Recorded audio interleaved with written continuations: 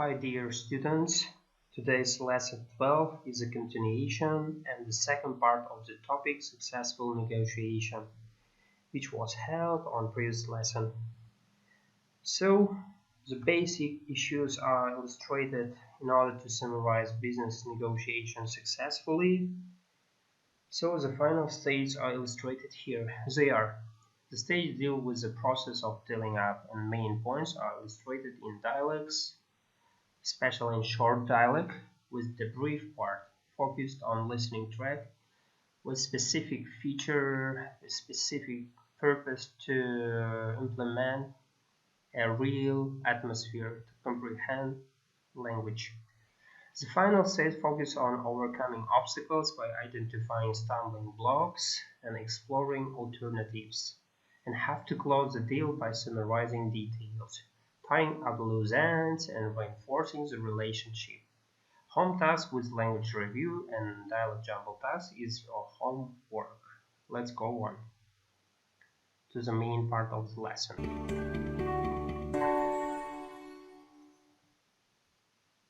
In the concluding episode of our series on business negotiations, we're going to look at closing the deal.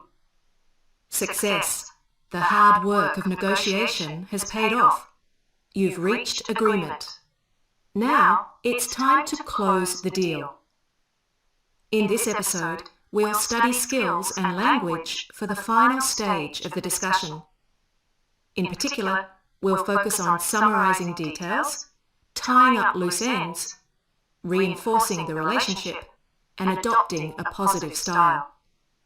We'll see that the end of talks presents a great opportunity to build stronger partnerships. In this show, we will look at two short dialogues that demonstrate different styles of negotiation. In the first, a construction materials supplier, Tony, calls his customer, Paul, to agree to the terms of a deal. In the second, a general manager, Maxine, calls the owner of another company, Peter, to tell him that her board of directors has agreed to buy his company. As you listen, pay attention to how the deal is closed in both conversations. Try to answer the following listening questions. 1. In the first dialogue, what does the supplier, Tony, want to confirm with his customer, Paul? 2. What kind of positive language do Tony and Paul use at the end of the dialogue to reinforce the relationship? 3. In the second dialogue, does Maxine say that the board has agreed to Peter's suggested price? 4. From the conversation, does it sound as though Peter will continue to work at his company through the merger?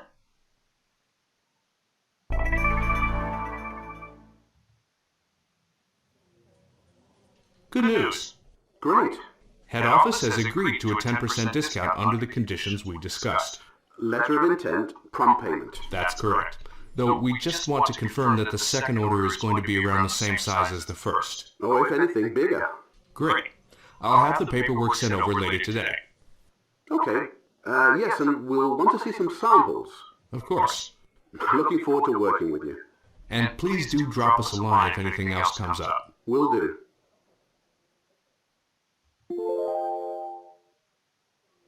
The board came back very favourable on the proposal. That's good news. So they'd be amenable to the price range we discussed? That's right. Of course, we're going to have a lot of details to work out. Certainly. And I'd like to help out with it. I have a personal interest in seeing this through to a successful conclusion. Definitely. Your experience and knowledge will be key throughout the transition. Great. Well, I really look forward to our further discussions. We feel the same way. Everyone thinks this deal is going to be a big winner.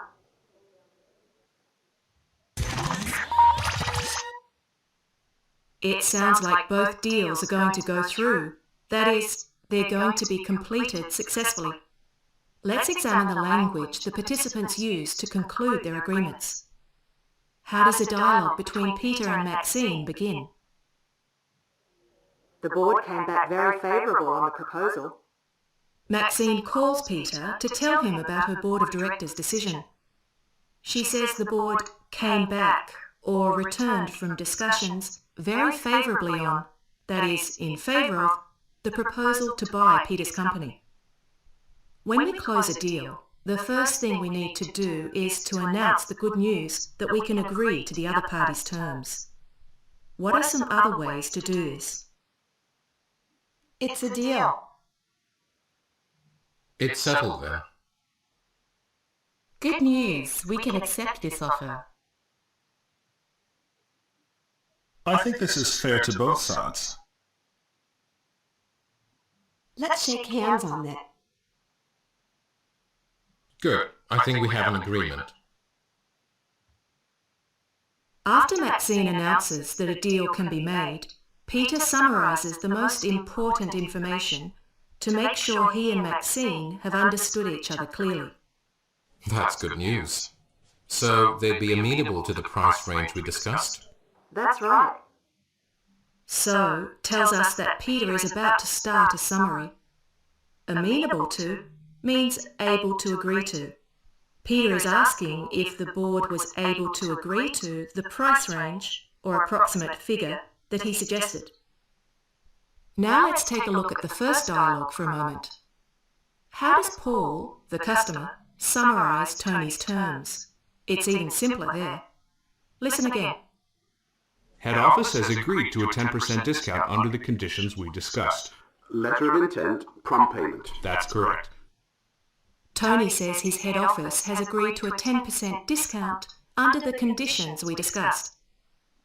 Paul wants to confirm these conditions, so he just lists them. Letter of intent, prompt payment. Using the word so, as Peter does, or making a list, as Paul does, are two ways of summarising terms. Let's review some more phrases we can use to make a summary. Okay, let's go over everything one last time. So let's just run through what we discussed again. Let's confirm the details of our agreement. To sum up, the terms are 5/10 net 30, payment by bank draft.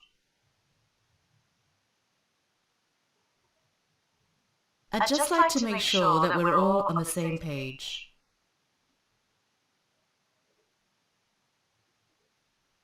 To be on the same page is an idiom that means to have the same understanding. So both Paul, in the construction dialogue, and Peter, in the company merger dialogue, have been careful to confirm the details of their arrangements. What happens next in their discussions?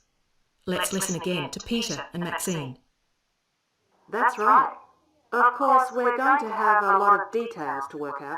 Certainly, and I'd like to help out with it. Maxine says we have a lot of details to work out, that is, to arrange. Here, Maxine is tying up loose ends or dealing with any unresolved points of an agreement. With Tony and Paul, there are also loose ends to be tied up. Listen again to how they do it.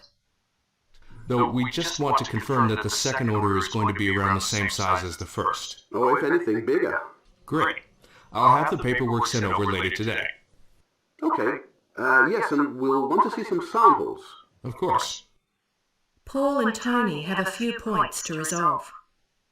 To get a quantity discount, Paul had promised to place 2 orders with Tony, one now and one in the future.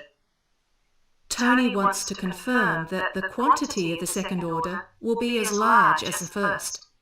Next, Tony promises to send over the paperwork, or contracts. Finally, Paul requests samples, that is, example products.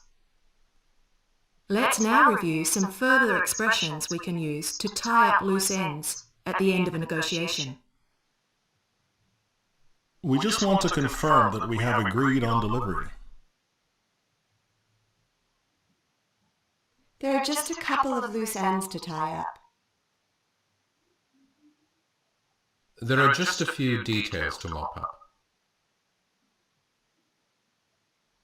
Let's get together early next week to draft an agreement. Would you be amenable to signing the contract next week? Next, in both dialogues, the participants take this opportunity to reinforce, that is, emphasize and strengthen, their positive relationships. In the second dialogue, Maxine responds favourably to Peter's suggestion that he should stay involved throughout the merger. I have a personal interest in seeing this through to a successful conclusion. Definitely. Your experience and knowledge will be key throughout the transition. Peter mentions that he wishes to see the merger through to a successful conclusion. To see something through means to persist with something, even under tough circumstances. Maxine flatters Peter. She says that his experience and knowledge will be key, that is, very important, through the transition or change of ownership. What about Paul and Tony? How do they reinforce the relationship? Looking forward to working with you. And please do drop us a line if anything else comes up. Paul's phrase, looking forward to working with you, is a simple and sincere expression of goodwill. Tony then asks Paul to drop him a line or contact him if anything else comes up or he has any questions. This is both an offer of help and a friendly request for more business.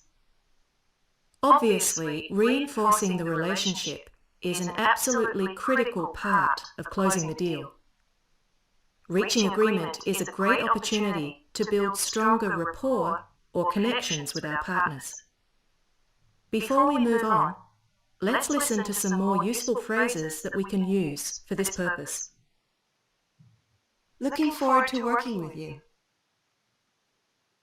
We really appreciate all the work you've put into making this possible. Thank you for your support. We stand to benefit a lot from your experience. We highly value our partnership and look forward to our future cooperation.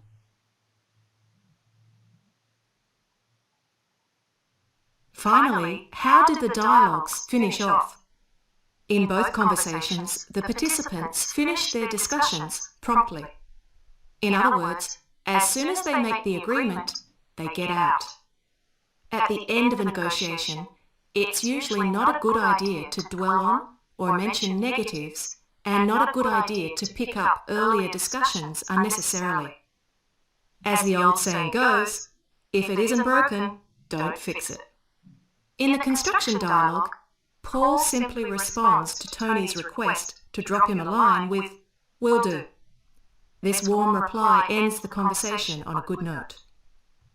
In the merger dialogue, Maxine finishes off by making a strongly favourable prediction for the future.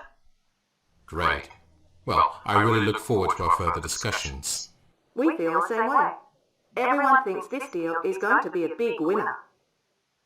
Maxine says everyone thinks the deal is going to be a big winner or a big success. So we can see how all participants have adopted a positive style to close. Earlier, we mentioned that the completion of a deal is an opportunity to strengthen relationships. One important way to build stronger partnerships is to use positive language. Let's take a look at some more phrases we can use. We are confident that we can provide you top quality at a good value.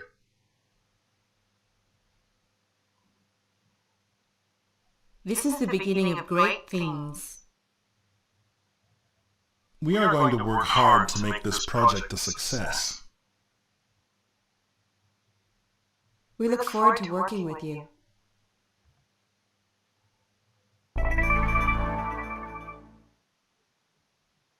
Now it's your turn to practice. First, let's study reaching agreement. Imagine you have been in discussions with some potential customers. Finally, you have negotiated terms that everyone can agree to. Using the language in the cue, announce the good news. For example, if you hear, Accept the offer. you can say something like, Good news. I'm happy to say we can accept the offer. Then the customers will respond by summarizing the terms. For example, they will say, So you are amenable to the price range we discussed? you should respond positively. For example, you might say, Definitely. We really look forward to working with you on this. are you ready? Let's give it a try. Have an agreement.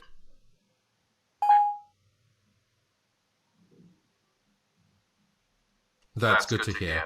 So a prompt payment discount is no problem?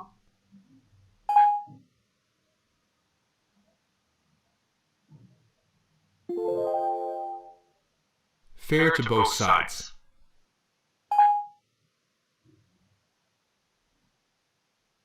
That's good to hear. So you can agree to the terms we discussed?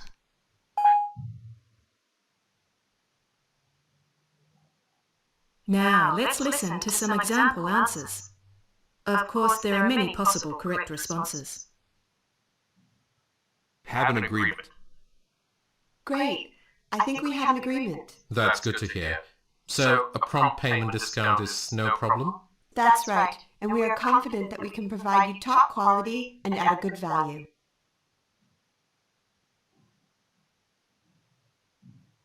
Fair to both sides. I really think this deal is fair to both sides. That's good to hear. So you can agree to the terms we discussed? Absolutely. I think this is the beginning of great things.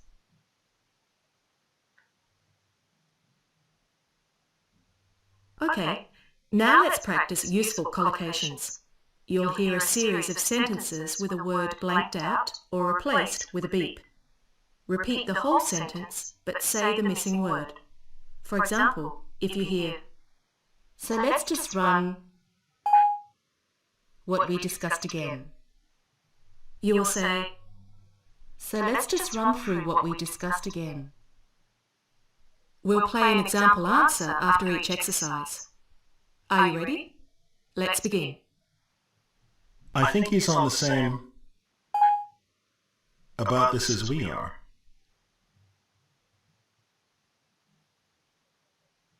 Answer. I think he's on the same page about this as we are.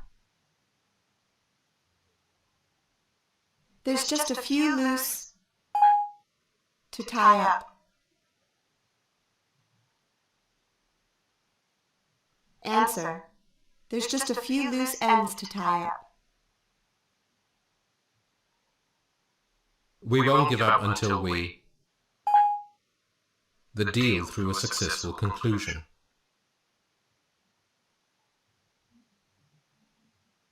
Answer.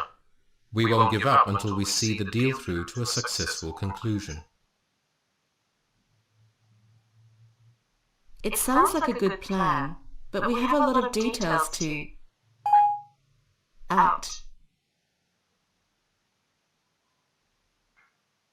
Answer. It sounds like a good plan, but we have a lot of details to work out.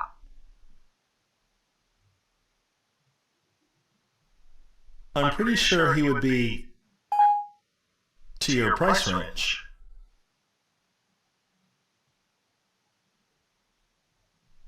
Answer. I'm pretty sure he would be amenable to your price range.